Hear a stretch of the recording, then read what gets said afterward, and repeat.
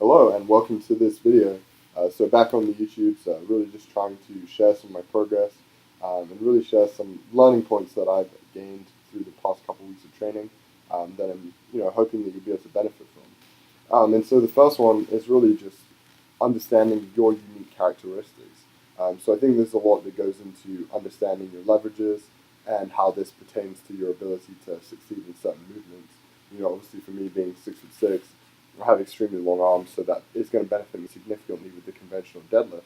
But at the same time, I also have a compressed disc in my lower back, which means that while conventional deadlifting is always going to be potentially the strongest movement for me, it might not be the one that I can progress in the most.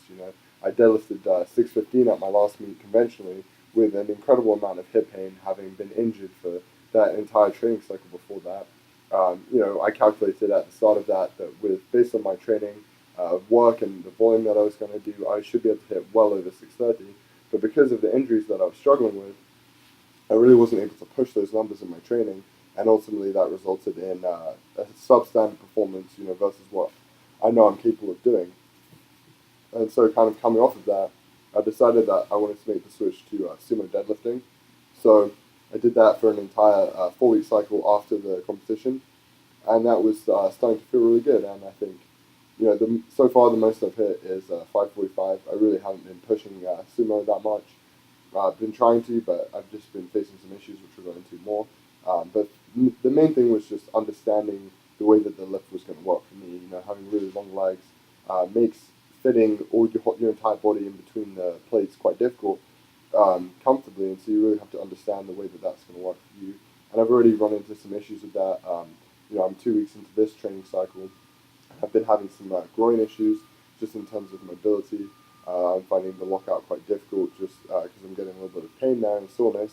And so I've really had to go back to the drawing board and think about how I'm going to make that work for me, and then making sure that I can do something to try and resolve that issue, which does seem like it's going to help me a lot. And hopefully over the next couple of sessions I'll be able to ascertain if that is really making a difference.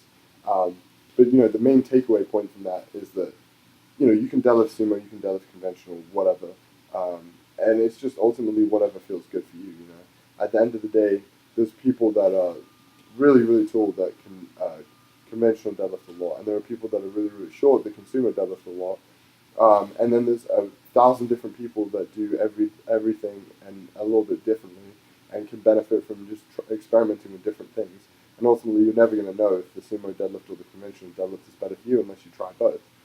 And ultimately, every good training program, especially in the off season, should include some type of experimentation with both. If you're sumoing, you should also be doing a little bit of conventional at least, even if it's like a deficit deadlift or off blocks or something like that. But really putting yourself in a situation where you can experience the other side of it and really see how that's going to benefit you and assist you in just growing and developing in the sport. And then that kind of ties back into my squat as well.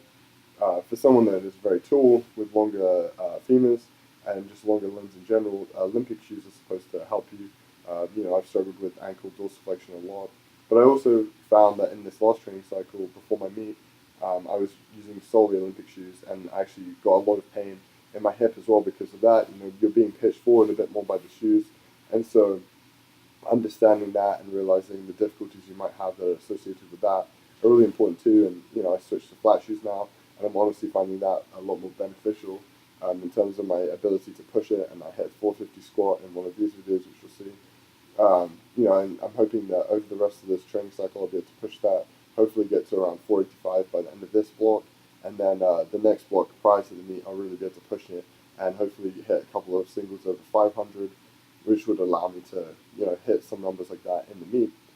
But ultimately, the training has been moving really well. My bench is progressing extremely well. I hit 300 and 305 in this video. I previously hit 330 a couple of weeks ago. So I'm really hoping that in my next meet I'm able to push on and go a little bit further than that. I'm finding that bringing the bar down slower is helping me a lot, just in terms of being in a better position in general. But overall, it's been a good couple of weeks, and there's a lot of things to continue to work on, but there's also a lot of good takeaway points. So hopefully you're able to look at your own training and conclude some of the same things, and really find actionable ways to continue to progress and ultimately enjoy your training as much as possible, because that's why we're all here. You compete a couple times a year, but you train almost every day. So making sure that you enjoy it is really, really important. So go out, work on different aspects of your training, experiment with some different things, find different ways that you can continually mix up your training and continue to progress, and really just go and find how far you can go with your strength, because ultimately strength has no limit, and you can keep going for the rest of your life if that's something that you want to do.